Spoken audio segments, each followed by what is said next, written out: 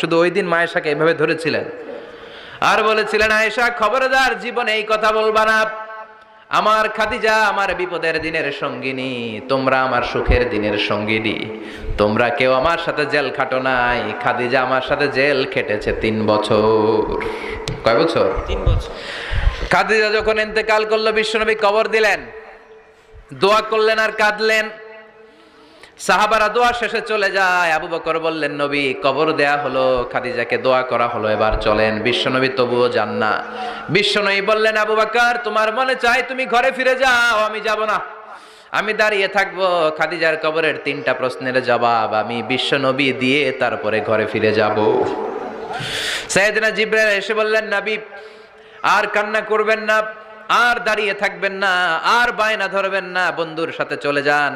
খাদিজার কবরের 3টা প্রশ্নের জবাব নিয়ে আপনার টেনশনের দরকার নাই। টেনশন কার?